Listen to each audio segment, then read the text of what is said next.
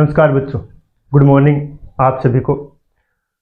हमारा अध्याय चल रहा है परिवहन और संचार। इस अध्याय में हमने 3 पार्ट है वो देख लिए हैं। हमने सड़क परिवहन के बारे में पहले पढ़ा है। सड़क परिवहन में हमने पढ़ा है कि घर से घर सुविधा पहुंचाने के लिए और हम सड़क परिवहन है वो महत्वपूर्ण होता है। कल हमने रेल परिवहन के बारे में पढ़ा था।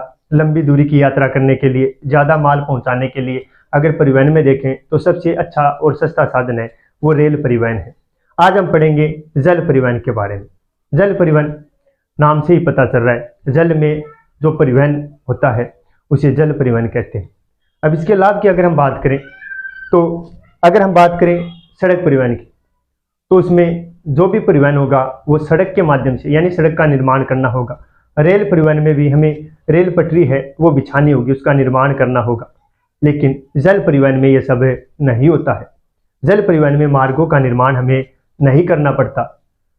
जल परिवहन भी 2 प्रकार के होते हैं। समुद्री या दूसरे देशों में हम जाते हैं उसे समुद्री जल परिवहन कहते हैं, और दूसरा है आंतरिक। देश के अंदर नदी, झील होता है, उसमें जो परिवहन होता है उसे हम आंतरिक मार्ग कहते हैं। और अब हम विस्तार से इसके बारे में अध्ययन करेंगे। जल परिवहन, जल परिवहन के लाभ की अगर हम बात करें तो इसका सबसे बड़ा लाभ यही है कि इसमें मार्गों का निर्माण है वो नहीं करना पड़ता। सड़क परिवहन में सड़क का निर्माण करना पड़ता है, रेल परिवहन में रेल पटरियां हमें बिछानी पड़ती है, लेकिन जल परिवहन में मार्गों का निर्माण नहीं करना पड़ता। क्यों? क्योंकि महासागर हैं वो एक दूसरे से जुड़े हुए होते हैं। जो भी महासागर हैं वो सब के सब एक दूसरे से जुड़े हुए होते हैं। जहाँ भी जाना होता है वो उनके माध्यम से हम एक जगह से दूसरी जगह आसानी से जा सकते हैं। इसमें मार्गों का निर्माण नहीं करना पड़ता। क्यों नहीं करना पड़ता? क्योंकि महासागर होते हैं वो एक दूसरे से जुड़े हुए होते हैं। यह परिवहन की सस्ता परिवहन है। अगर हम बात करें तो सबसे सस्ता परिवहन है वो जल परिवहन है, यानी यह है सस्ता परिवहन है। अब सस्ता परिवहन क्यों है? क्योंकि जल का घर्षण है वो स्थल की अपेक्षा बहुत ही कम होता है।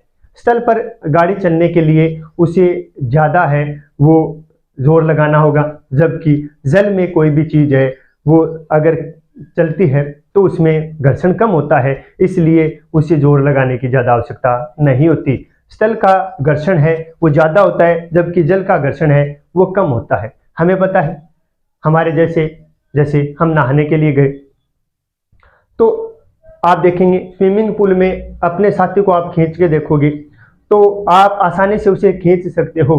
अपने से ज़्यादा वजन के व्यक्ति को भी आप आसानी से एक जगह से दूसरी जगह खींच कर ले जा सकते हो, जबकि अगर स्थल पर आप ये ट्राई करोगे आप उसे नहीं खींच सकते। क्यों? क्योंकि स्थल का घर्षण है वो ज़्यादा होता है, जबकि जल का घर्षण है वो कम होता है। इसमें हम देखें कि इसमें मार्गों का निर्माण नहीं करना पड़ता। क्यों? क्योंकि महासागर होते हैं वो एक दूसरे से जुड़े हुए होते हैं, और यह परिवहन है वो सबसे सस्ता है। अब सस्ता क्यों है? क्योंकि स्थल का घर्षण ज़्यादा होता है, जबकि जल का घर्षण है वो बहुत ही कम होता है। अगर हम बात करें जल परिवहन के भाग तो इसको 2 भागों में विभाजित किया गया है। पहला भाग है समुद्री मार्ग और दूसरा है आंतरिक जल मार्ग। यानी जो 2 देशों के मध्य परिवहन होता है उसे समुद्र के द्वारा तय किया जाता है, उसे हम समुद्री मार्ग कहते हैं, जो समुद्र में तय की जाती है दूरी। और अगर नदी, झील, नहरों में देश के आंतरिक भागों में परिवहन हो रहा है तो उसे हम आंतरिक जल मार्ग कहते हैं। यानी 2 देशों को या 2 से अधिक देशों को जोड़ने वाले मार्ग होते हैं उसे समुद्री जल मार्ग कहते हैं, जबकि देश के अंदर चलने वाले मार्ग होते हैं उसे हम आंतरिक जल मार्ग कहते हैं। अब देखिए महत्वपूर्ण समुद्री मार्ग। इस दुनिया में बहुत से समुद्री मार्ग है। कुछ महत्वपूर्ण समुद्री मार्ग हमारी किताब में दिए हुए हैं, उनके बारे में हम अध्ययन करेंगे। पहला अगर हम देखें उत्तरी अटलांटिक समुद्री मार्ग। उत्तरी अटलांटिक यानी अटलांटिक महासागर में उत्तरी भाग में जो समुद्री मार्ग है उसके बारे में हम अध्ययन करेंगे। यह उत्तरी पूर्वी, ध्यान से देखना, पहले जो भी मार्ग है वो किन किन को जोड़ता है ये हमें कन्फर्म याद रहना चाहिए। तो उत्तरी अटलांटिक समुद्री मार्ग है वो उत्तरी पूर्वी संयुक्त राज्य अमेरिका को, यानी अगर अमेरिका का उत्तरी पूर्वी भाग को यूरोप से जोड़ता है। अगर हम बात करें उत्तरी अटलांटिक समुद्री मार्ग है जो उत्तरी पूर्वी संयुक्त राज्य अमेरिका है उसको यूरोप से जोड़ता है। विश्व का 1/4 विदेशी व्यापार है इस मार्ग से होता है। अगर हम बात करें विश्व व्यापार की तो 25% जो भी व्यापार होता है, 1/4 जो भी व्यापार होता है वो इसी मार्ग से होता है, उत्तरी अटलांटिक समुद्री मार्ग से होता है। इसलिए यह विश्व का व्यस्ततम व्यापारिक जल मार्ग है। क्यों? क्योंकि विश्व में सबसे ज्यादा है वो व्यापार इसी समुद्री मार्ग से होता है और यह व्यस्ततम समुद्री जल मार्ग है। इसे वृहद ट्रंक मार्ग भी कहते हैं, वृहद ट्रंक मार्ग भी इसे कहते हैं। हमने पढ़ा है उत्तरी अटलांटिक समुद्री मार्ग जो उत्तरी पूर्वी अमेरिका को यूरोप से जोड़ता है। अगर हम बात करें विश्व व्यापार की तो 25% जो विश्व में व्यापार होता है वो इसी मार्ग से होता है और यह विश्व का व्यस्ततम जल मार्ग है और इसे वृहद ट्रंक मार्ग भी कहते हैं। दूसरे की अगर हम बात करें भूमध्य सागर हिंद महासागरीय समुद्री मार्ग, यह सर्वाधिक देशों और लोगों को सेवाएं प्रदान करता है। पहला तो सबसे ज्यादा व्यस्ततम है और विश्व का जो व्यापार होता है वो उसका 25% इस मार्ग से होता है। दूसरा अगर हम देखें भूमध्य सागर हिंद महासागरीय समुद्री मार्ग तो यह सबसे ज्यादा लोगों को सुविधा प्रदान करता है, सबसे ज्यादा देशों से जुड़ा हुआ जल मार्ग है। कौन सा? भूमध्य सागरीय हिंद महासागरीय समुद्री मार्ग सबसे ज्यादा लोगों को सेवाएं प्रदान करता है और सबसे ज्यादा देशों से जुड़ा हुआ है। पोर्ट सैयद, अदन, मुंबई, कोलंबो और सिंगापुर इसके महत्वपूर्ण पतन है। अगर हम बात करें भूमध्य सागर हिंद महासागरीय समुद्री जल मार्ग की तो पोर्ट सैयद है, अदन है, मुंबई है, कोलंबो है और सिंगापुर इसके महत्वपूर्ण पतन है। अब हम देखेंगे 3 नंबर है उत्तरी प्रशांत समुद्री मार्ग। उत्तरी प्रशांत समुद्री मार्ग है वो उत्तरी प्रशांत महासागर के आर पार है। नाम से ही पता चलता है कि प्रशांत महासागर है उसके उत्तरी भाग में जो जल मार्ग है उसे हम उत्तरी प्रशांत समुद्री मार्ग कहते हैं, जो उत्तरी प्रशांत महासागर के आर पार जाता है।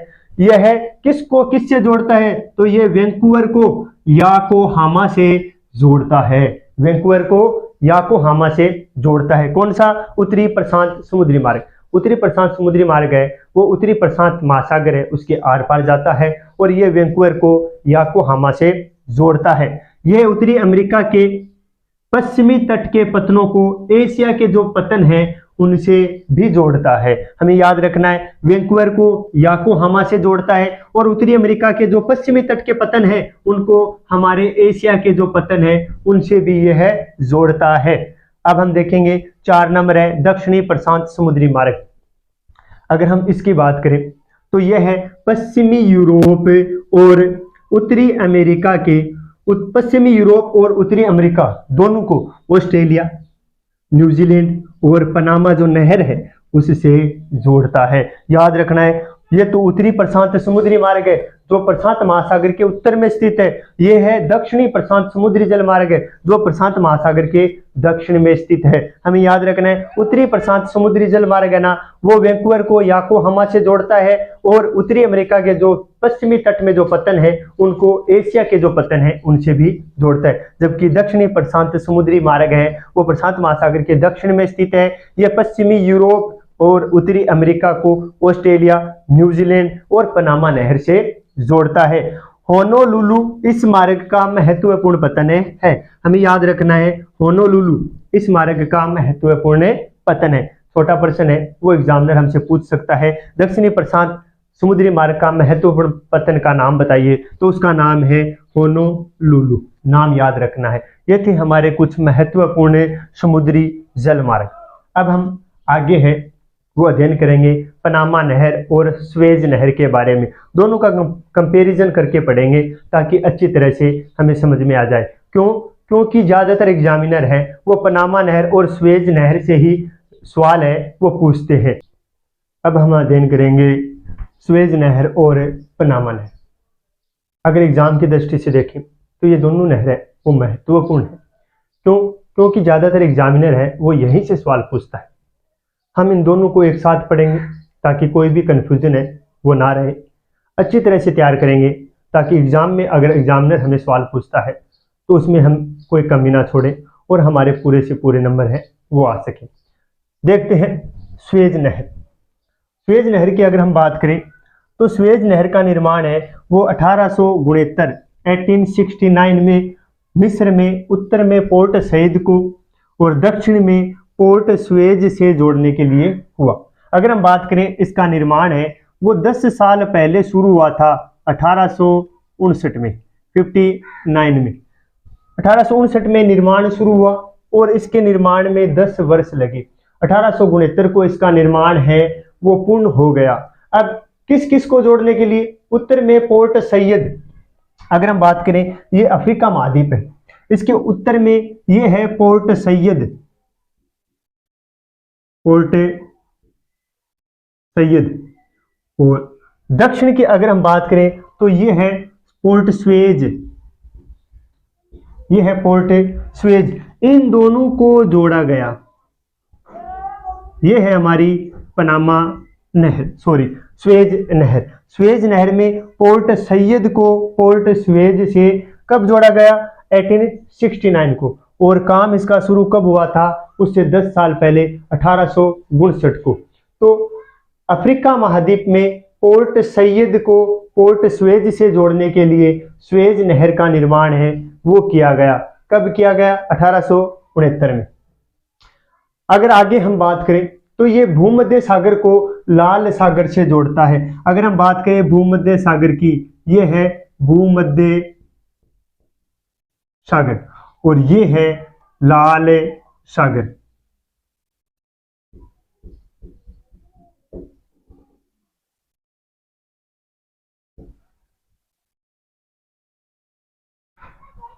स्वेज नहर किस किस को जोड़ती है? स्वेज नहर है वो भूमध्य सागर को लाल सागर से जोड़ती है। याद रखना है, उत्तर में पोर्ट सैयद, दक्षिण में स्वेज है, इन दोनों को जोड़ा गया है। भूमध्य सागर है वो लाल सागर को जोड़ने वाली नहर कौन सी है? स्वेज नहर। यह यूरोप को हिंद महासागर में एक नवीन प्रवेश प्रदान करती है। और यूरोप को, ये हमारा हिंद महासागर है और ये यूरोप है, उसको हिंद महासागर में एक नया रास्ता प्रदान करती है। अब हम देखें कि इसका निर्माण करने की आवश्यकता क्यों? ये है हमारा भारत। पहले हम, अगर हमें यूरोप जाना होता तो ये रास्ता था, बहुत ही ज्यादा लॉन्ग होता था। लेकिन वर्तमान में अगर हम देखें तो अगर हमें यहाँ से भारत जाना है तो यहाँ से सीधा का सीधा हम स्वेज नहर से होते हुए भारत चले जाएंगे। यानी जो लंबाई ज़्यादा थी उसको कम करने के लिए स्वेज नहर का निर्माण है वो किया गया है। यूरोप को हिंद महासागर में एक नवीन प्रवेश प्रदान करती है। किस स्वेज नहर का निर्माण 1859 में शुरू हुआ, उसका निर्माण करने में 10 वर्ष लगे, 69 में पूर्ण हो गया। ये भूमध्य सागर को लाल सागर से जोड़ती है। अगर आप देखें तो भूला, यानी कोई भी काम हो उसका भूलना नहीं है, ये भूला, ये नाम याद रखना है, ये इसकी ट्रिक है।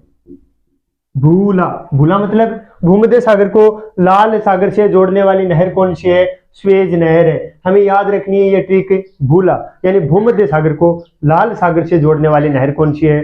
तो वो नहर है स्वेज नहर। अगर हम इसकी लंबाई की बात करें तो 160 किलोमीटर लंबी तथा 11 से 15 मीटर है वो ये गहरी नहर है। लंबाई कितनी है? 160 किलोमीटर लंबी है और 11 से 15 मीटर की गहराई है।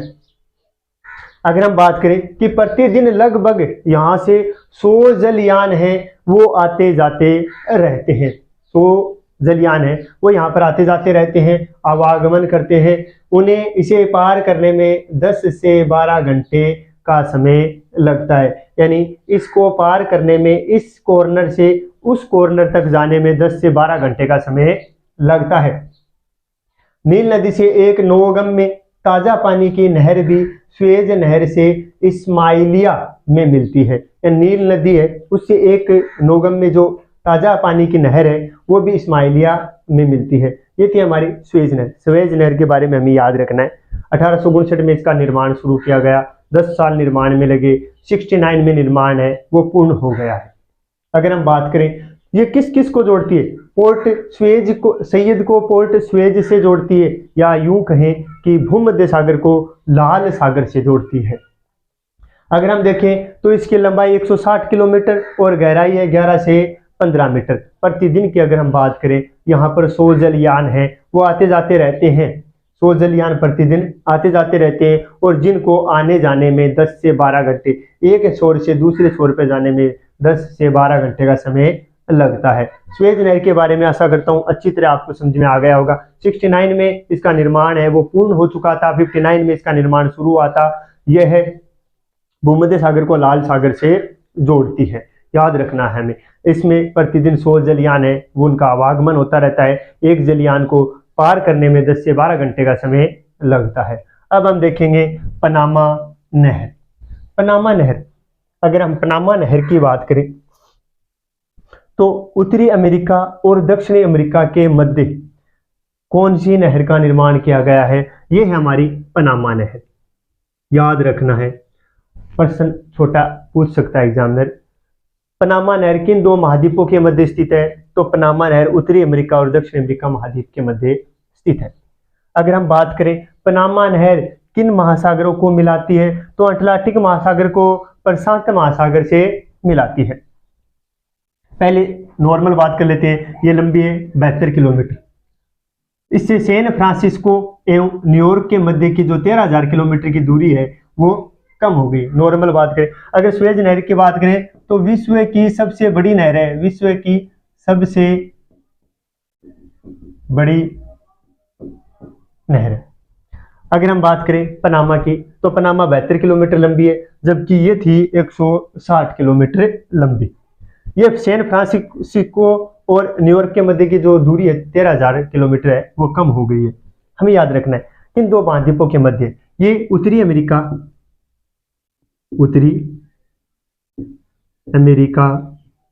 और दक्षिणी अमेरिका के मध्य स्थित है। यह उत्तरी अमेरिका और दक्षिणी अमेरिका के मध्य स्थित है। इसको बनाने का जो काम है वो 16वीं सदी में शुरू किया गया था, यानी बनाने का काम है वो 16वीं सदी में या प्रयास बनाने का प्रयास है, प्रयास लिख लो, 16वीं सदी में किया गया। इसको बनाने का प्रयास यूएसए अमेरिका के द्वारा, इसका निर्माण अमेरिका के द्वारा किया गया, यानी इसका प्रथम प्रयास है वो 16वीं सदी में शुरू किया गया, लेकिन इसकी शुरुआत है वो हुई 1904 में। शुरुआत कब हुई बनाने की? शुरुआत की अगर हम बात करें 1904 में इसका निर्माण है वो अमेरिका के द्वारा शुरू कर दिया गया और यह इसे बनकर 15 अगस्त 1914 को इसका निर्माण है वो पूरा हो गया। यानी ये बनकर 15 अगस्त 1914 को इसका निर्माण है वो पूरा हो गया था। इसका निर्माण किसने किया? अमेरिका ने। शुरू कब किया गया? 1904 में। पूर्ण कब हुआ? 1914 में। अमेरिका ने इसका निर्माण किया तो अमेरिका ने क्या किया कि इसके दोनों तरफ की 8 किलोमीटर की जमीन है वो जमीन खरीद ली। दोनों तरफ की 8 किलोमीटर की जमीन खरीदकर इसका निर्माण शुरू कर दिया। 85 वर्षों तक अमेरिका ने निर्माण किया है। 85 वर्षों तक इस पर अमेरिका का अधिकार रहा। अमेरिका का अधिकार रहा। फिर 1 जनवरी 2000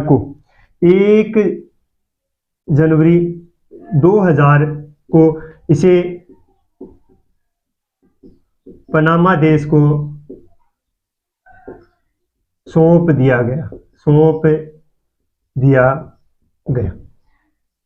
याद रखना है इसको बनाने का पहला प्रयास है वो 16वीं सदी में किया जा चुका था, लेकिन बनाने जो शुरुआत है वो 1904 में हुई और इसका 10 साल लगे इसको बनने में। 1914 को इसका निर्माण है वो पूरा हो गया।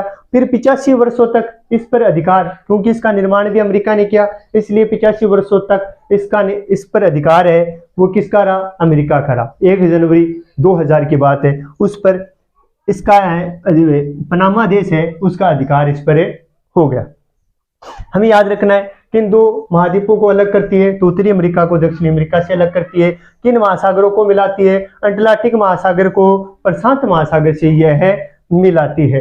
अब देखो, पहले अगर हमें यात्रा करनी होती थी तो ये यात्रा यहां से की जाती थी, लेकिन अब इसका निर्माण होने से ये यात्रा यहां से की जाने लगी है। यानी जो दूरियां थी वो दूरियां अब कम हो गई है। पनामा नहर के निर्माण से ये दूरियां हैं वो कम हो गई है। हमें याद रखना है, उत्तरी अमेरिका को दक्षिण अमेरिका से अलग करती है। अटलांटिक महासागर को प्रशांत महासागर से मिलाने वाली नहर कौन सी है? तो वो है पनामा नहर। इसकी लंबाई 72 किलोमीटर है। सैन फ्रांसिस्को और न्यूयॉर्क के मध्य जो पहले 13,000 किलोमीटर की जो दूरी थी, वो उस 13,000 किलोमीटर दूरी है वो अब कम हो गई है। अब हमें ये याद रखना है, दोनों हमारी नहरें हो गई है, सुएज नहर और पनामा नहर। सुएज नहर का निर्माण हमें याद रखना है 69 में हुआ था, जबकि इसका निर्माण है वो 1914 में हुआ था। अमेरिका ने इसका निर्माण किया था।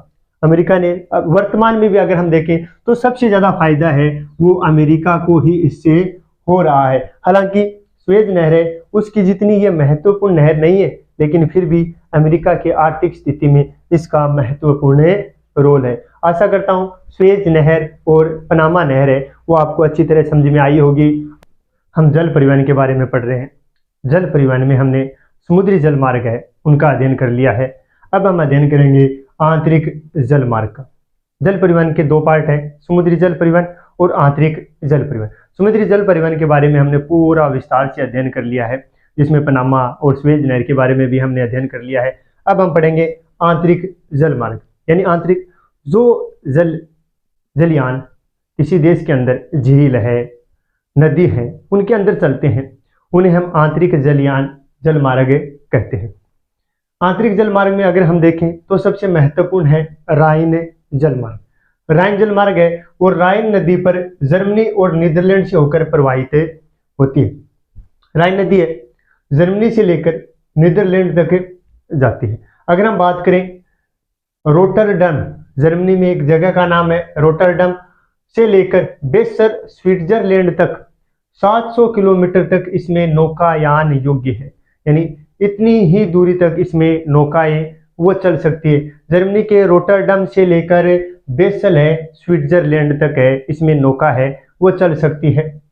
रूर नदी है वो इसमें पूर्व से आकर राइन नदी में मिलती है, पूर्वी साइड से आकर राइन नदी में रूर नदी मिलती है। और ये जो रूर नदी है वो कोयला क्षेत्र से बहती हुई आती है। इनमें वहां तक जाने के लिए और आने के लिए बहुत सी नौकाएं चलती है। ये एक मुख्य औद्योगिक प्रदेश है जिसके तहत वहाँ यहाँ पर जो क्षेत्र होता है वहां तक पहुंचने के लिए इस नदी मार्ग का इस्तेमाल किया जाता है। पूर्व से आकर राइन नदी में मिलती है। ये जल मार्ग अगर हम बात करें तो विश्व का अत्यधिक प्रयोग में लाए जाने वाला जल मार्ग है। यानी विश्व में सबसे ज्यादा अगर काम में लिया जाने वाला जल मार्ग पूछे तो हमें बताना है राइन जल मार्ग। प्रतिवर्ष की अगर हम बात करें तो 20,000 से अधिक समुद्री जलयान, यानी एक वर्ष में 20,000 से अधिक समुद्री जलयान है वो यहाँ से आते और जाते रहते हैं। और लगभग 2 लाख आंतरिक मालवाहक पोत, यानी जो माल ले जाने वाले समुद्री जहाज होते हैं वो 2 लाख तक आंतरिक मालवाहक पोत वस्तुओं और सामग्रियों का आदान प्रदान करते रहते हैं। हमें याद रखना है कि राइन जल मार्ग राइन नदी पर है। ये जर्मनी से नीदरलैंड तक प्रवाहित होती है। जर्मनी में रोटरडम से लेकर बेसल स्विट्जरलैंड तक 700 किलोमीटर की जो लंबाई है वो ही सिर्फ नौकायान योग्य है। रूर नदी है पूर्व में आकर राइन नदी से मिलती है और ये जलमार्ग विश्व का अत्यधिक प्रयोग में लाया जाने वाला जलमार्ग है। अगर हम बात करें प्रति वर्ष है तो 20,000 से अधिक समुद्री जलयान है वो यहाँ से आवागमन करते रहते हैं और 2 लाख से अधिक मालवाहक पोत है वो वस्तुओं और सामग्रियों का आदान प्रदान करते हैं। दूसरा हमारा है डेन्यूब जलमार्ग। डेन्यूब जलमार्ग है वो डेन्यूब नदी पर है। जिस नदी पर होगा वो जलमार्ग का नाम है उसी नदी के नाम पे रखा जाता है। तो डेन्यूब जलमार्ग है डेन्यूब नदी पर है। डेन्यूब नदी है ब्लैक फॉरेस्ट से निकलता है। डेन्यूब नदी कहाँ से निकलती है तो ब्लैक फॉरेस्ट से निकलती है और अनेक देशों से होती हुई पूर्व की ओर बहती है। डेन्यूब नदी ब्लैक फॉरेस्ट से निकलती है और अनेक देशों से बहती हुई ये पूर्व की ओर चली जाती है।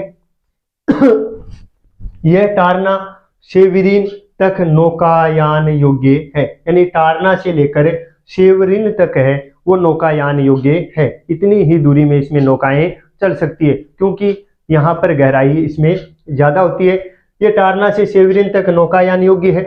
मुख्य निर्यात की अगर हम बात करें तो कौन कौन सी सामग्री है जो इस मार्ग से निर्यात की जाती है, तो मक्का, गेहूं, इमारती लकड़ी और मशीनरी है, उनका निर्यात सर्वाधिक इस मार्ग से किया जाता है। अब हम देखेंगे वोल्गा जलमार्ग। 3 नंबर हमारा जलमार्ग, आंतरिक जलमार्ग में वोल्गा जलमार्ग है वो रूस में सर्वाधिक महत्वपूर्ण जलमार्ग। रूस में और भी प्रकार के जलमार्ग है, लेकिन उन सब में अगर महत्वपूर्ण देखें तो वोल्गा जलमार्ग है वो रूस का सर्वाधिक महत्वपूर्ण जलमार्ग है। ये 11,200 किलोमीटर तक नौकायान की सुविधा प्रदान करता है। 11,200 किलोमीटर तक इसमें नौकाएं हैं वो चल सकती है तथा कैस्पियन सागर में मिल जाती है। और आगे ये है वोल्गा नदी है वो कैस्पियन सागर में मिल जाती है। वोल्गा मास्को नहर है वो इसको मास्को प्रदेश से जोड़ती है। वोल्गा मास्को नहर इसको मास्को प्रदेश से जोड़ती है तथा वोल्गा डोन नहर है वो इसे काला सागर से जोड़ती है। याद रखना है, वोल्गा मास्को नहर मास्को शहर से जोड़ती है तथा वोल्गा डोन नहर है वो इसे काला सागर से जोड़ती है। अब हम देखेंगे हमारी चौथी नहर है जो वृद्ध जिले सेंट लॉरेंस समुद्री मार्ग के बारे में। उत्तरी अमेरिका में वृद्ध यानी उत्तरी अमेरिका की जो 5 झील हैं उनको वृद्ध झील के नाम से जाना जाता है, जिनमें एक सुपीरियर, ह्यूरन, एरी, ओंटारियो तथा वृद्ध झीलें हैं। ये सू नहर तथा वलेंड नहर के द्वारा जुड़े हुए हैं। अगर हम इन चारों नहर के जिलों की बात करें तो ये सू नहर तथा वलेंड नहर के द्वारा जुड़ी हुई है। कौन कौन सी है? सुपीरियर, ह्यूरन, एरी, ओंटारियो। किसके द्वारा जुड़ी हुई है? सू नहर तथा वलेंड नहर के द्वारा ये जुड़ी हुई है तथा आंतरिक जल मार्ग की सुविधा प्रदान करती है। देश के अंदर ही जल मार्ग की सुविधाएं प्रदान करती है। आखिर देखें तो मिसिसिपी जल मार्ग है। मिसिसिपी उनोहिया जल मार्ग संयुक्त राज्य अमेरिका के आंतरिक भागों को, अगर हम बात करें मिसिसिपी जल मार्ग की, तो संयुक्त राज्य अमेरिका के आंतरिक भागों को दक्षिण में मेक्सिको की खाड़ी से जोड़ता है। मिसिसिपी जल मार्ग है वो अमेरिका को मेक्सिको की खाड़ी से जोड़ता है। ये थे आंतरिक जल मार्ग। जिसमें राइन जल मार्ग है वो महत्वपूर्ण है। राइन जल मार्ग हमें याद रखना है। राइन नदी पर जर्मनी और नीदरलैंड के मध्य राइन नदी बहती है। जर्मनी के रोटरडम से बेसल स्विट्जरलैंड तक है। 700 किलोमीटर की लंबाई में नौकाएं हैं वो चलती है। रूर नदी की बात करें तो वो पूर्वी साइड से आकर राइन नदी में मिलती है।